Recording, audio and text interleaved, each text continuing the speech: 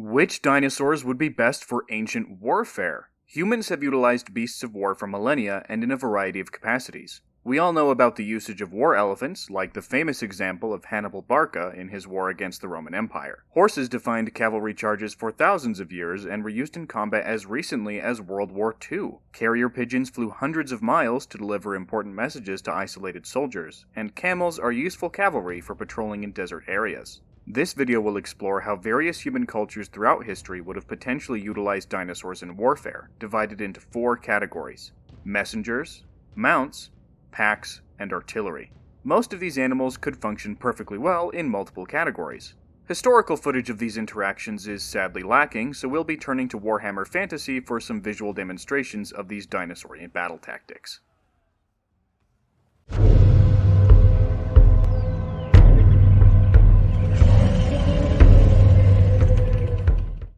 First off, thank you to everyone who contributed to the community post while I was working on this script. You all helped to refine my ideas and brought up valuable points, many of which I'll include in the video. Second off, this is very obviously a speculative video, and while I'm going to be keeping things fairly realistic in terms of how different dinosaurs could be used, we'll need to allow for the rule of cool as well. Is it practical to have 10-ton carnivores accompany your infantry block? Probably not. Is it freaking awesome? Yeah. So bear in mind that we're using a blend of logistics and military fantasy to make the concept of this video work. It's heavily inspired by my book series Extinction, which is an alternate history military fantasy, where civilizations from Earth's history coexist with and fight alongside intelligent prehistoric creatures. You'll likely see many of the concepts discussed here pop up in the books. Oh, and here's a sneak peek at the work-in-progress cover art by the awesome Hitoresco, who's doing the covers and concept art for the first Extinction trilogy. This part of the series follows an Aztec warrior and his Utah raptor as they defend ancient Mexico against a Carthaginian invasion.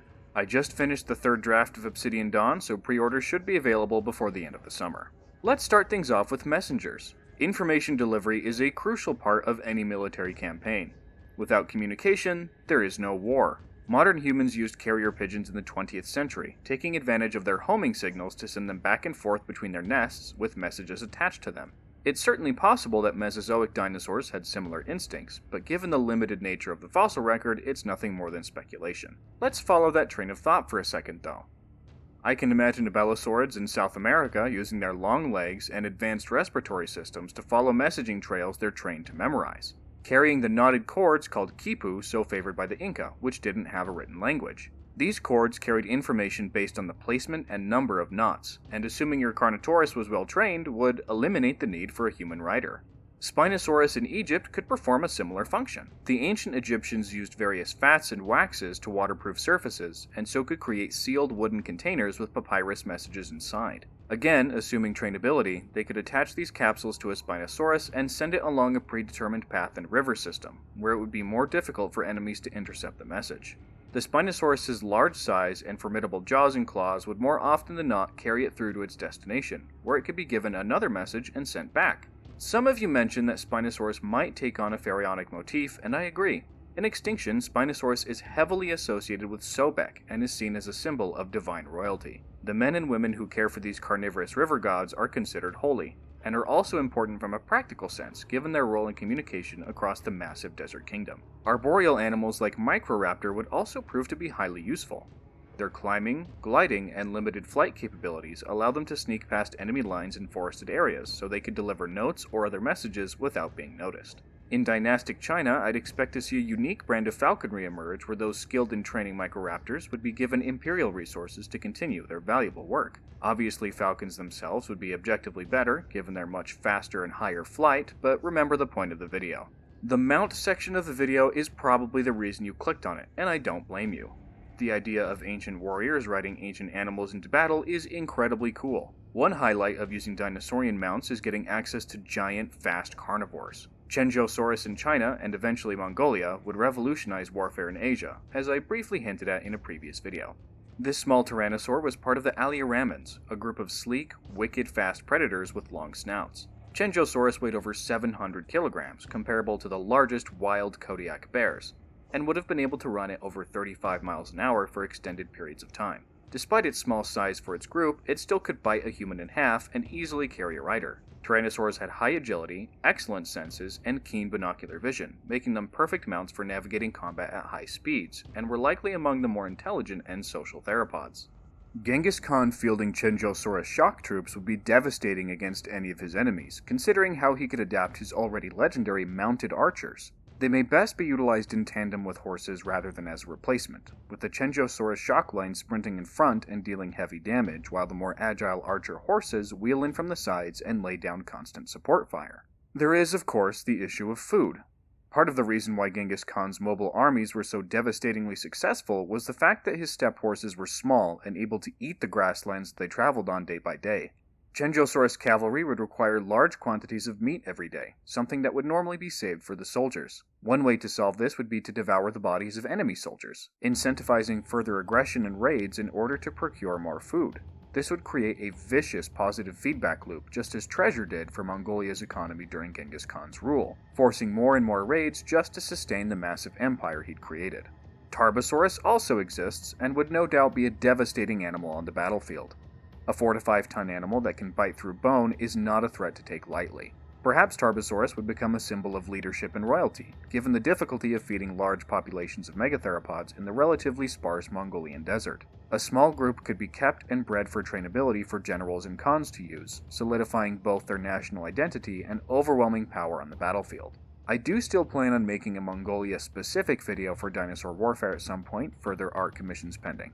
Let me know if you're interested in deep dive videos on other civilizations as well. Carcharodontosaurus saharicus in Carthage or Egypt would be used as a weapon of terror. This 7 to 8 plus ton theropod takes the devastating power of the other theropods we've talked about to the next level, and single-handedly could deal unit-shattering damage like a Lustrian Carnotaurus. Given that its hips were over 3.5 meters off the ground, any riders brave enough to mount the beast would be given long spears, javelins, or bows in order to better leverage their vantage point. The theropod's horizontal posture means that it could be used as a carnivorous battering ram to demolish infantry. Fitting bronze spikes to its snout makes that tactic all the more effective while protecting it from enemy ranged weapons. As we discussed with Chenjosaurus, it would be most cost-effective for military carcs to eat enemy bodies to reduce campaign costs.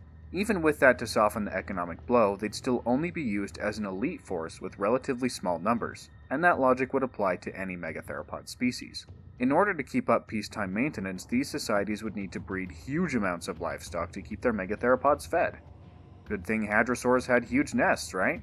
I imagine that Kingdom's megatheropod shock troops would very much depend on their agricultural production.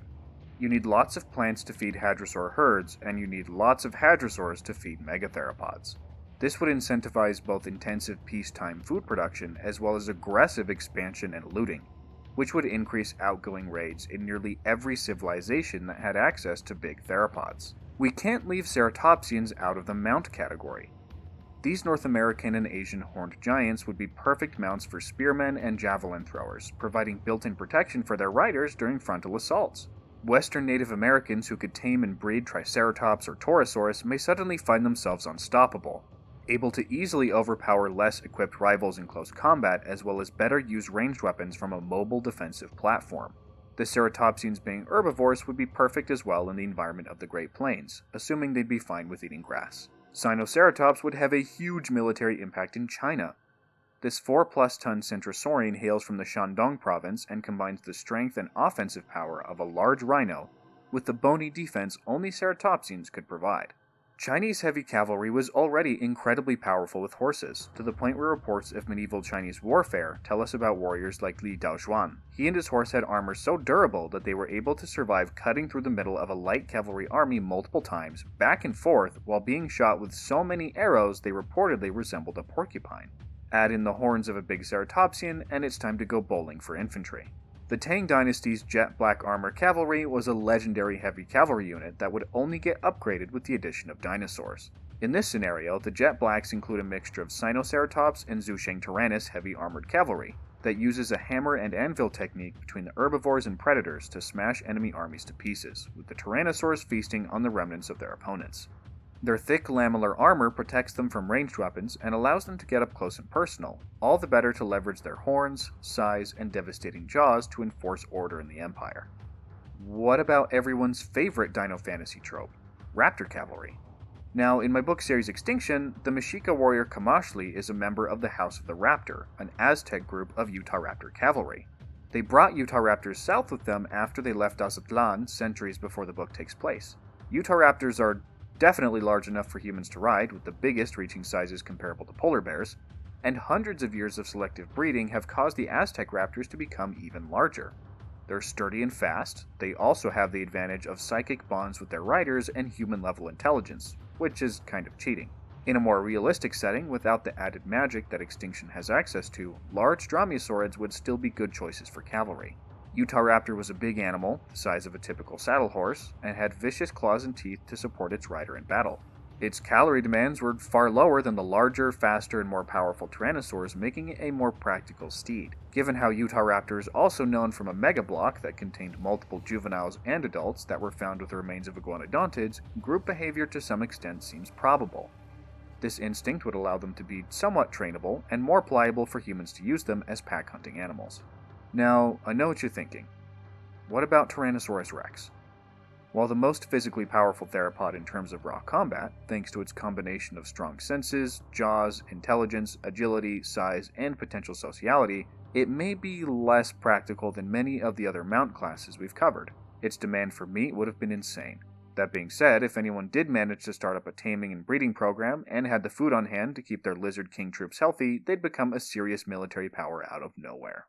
Speaking of packs, history is filled with examples of humans using groups of loose or wild animals to wage war. Whether that be incendiary pigs at the Siege of Megara or living bomb monkeys in the Southern Song Dynasty, sometimes simply scaring groups of animals and letting them free is enough to turn the tide of battle. That principle would absolutely hold true for spooking hadrosaur herds to trample enemies. Edmontosaurus, for example, is known to have traveled in groups of hundreds or even thousands of individuals, and average adults were about 5 metric tons. Native American groups with access to Hell Creek megafauna would be capable of using fire and coordinated herding to drive this natural disaster into enemy war parties, squashing them flat. The same idea would go for sauropods, ceratopsians, or any other large animal that may have traveled in big groups. Similarly, training groups of fast, agile theropods like medium or small tyrannosaurs to harry enemy flanks could pay off in a big way. Tyrannosaurs appear to have been among the most intelligent non-avian dinosaurs, with evidence for group behavior, and simply training them to target specific enemies based on their flags or scent would be a great form of psychological warfare. You wouldn't need to risk your own men, just direct the nightmares and let your enemies lose valuable sleep over the idea of tyrannosaur attacks at night. I'll also throw beasts of burden into this category. As pointed out in the comments, iguanodontids and other large ornithopods would be great for supporting large bags of supplies and weapons, and would be able to defend themselves in a pinch. A very convincing argument could also be made for ceratopsians. They're naturally defended from the front and have powerful squat postures that would allow them to carry high-weight items. The same logic applies to ankylosaurs and nodosaurs. Sauropods would be able to carry a ridiculous amount, but may present too easy of a target unless you go to the extra expense of covering your pack beasts with enough armor for an entire regiment. They do have other uses though, which brings us to our next category. Sauropod howdahs and ballistae are an idea I somewhat touched on in the Spec Evo section of Alamosaurus in the Cenozoic, where a carnivorous descendant was weaponized by the warlord Ashoka the Great. War elephants from India to Rome had platforms built for their backs, where archers and riders would control their movements and fire upon the enemy. Sauropods could be used similarly, like war elephants on a metric ton of steroids, and could hold much larger weapons. Huge ballistae could be used, similar to Warhammer Fantasy Stegodon, or you could have multiple archers with hand-drawn bows using their height to snipe important strategic targets. The sheer physical power of the sauropods themselves cannot be underestimated strategically. If a single 5-ton bull bush elephant is a devastating force, imagine a 60-ton Batagatitan or 90-ton Argentinosaurus. You'd need to make sure their bellies and necks were adequately protected, but once that's taken care of, you'd be able to sweep aside enemy infantry as easily as stepping on blades of grass. Now, there are some disadvantages that carry over from war elephants. Even as intelligent as elephants are, they aren't truly trainable like horses, and can be turned against their own army if enough loud noises, flames, or attacks are aimed in their direction. Sauropods in war represent a high-risk, high-reward troop type. If you can keep control of them, they'd be able to stomp enemy infantry and most cavalry into oblivion, while also providing a place for your range support to stay protected. But if an armored Giraffatitan loses control and rampages among your own ranks, you may have just lost the battle to your own living superweapon. The sheer expense of crafting armor for the necks and underbelly of such enormous creatures is also not to be waved away, meaning that fully equipped sauropod annihilation teams would be very rare. But when they do show up, oh boy. Ankylosaur and nodosaur mounted ballistae might be more common. These animals have very wide torsos, a squat posture, and ridiculously high natural defense, reducing the need for expensive armor. Mounting ballistae on their backs, particularly on large individuals, would be much easier, and would also permit a line of fire closer to the ground. While the very largest Ankylosaurus specimens are just shy of 5 tons, comparable to elephants, current research coming out of Maryland indicates that much larger nodosaurs may have existed in Cretaceous North America. The smaller relatives in Asia, like Tarchia, are still multiple-ton animals that would be more than capable of bearing powerful crossbows on their backs. They combine ranged artillery with a close-quarters threat that nobody without serious backup is going to dare take on. So yeah, those are just a few of my ideas, streamlined and refined by your community feedback. As I said earlier, pre-orders for Obsidian Dawn should be up as soon as the cover is completed. I can't wait to share this world with you. I've been working on various iterations of Extinction since 2018, and this is the version I feel is polished enough to share with the public. It's also the first of many fantasy and paleo-fantasy series I've got planned, so stay tuned for updates. Also, check out my new merch over at Vividen Fossil Fits on 4th Wall, including the big paleo sports jersey to show your support for academic elitism. My wife is the new merch manager, so you can expect fresh designs as she channels her creativity to come up with awesome stuff. Join the channel to receive loyalty badges and shoutouts at the Raptor tier with early access to videos at the Megatheropod tier. I'm the Vividen, and I'll see you next time.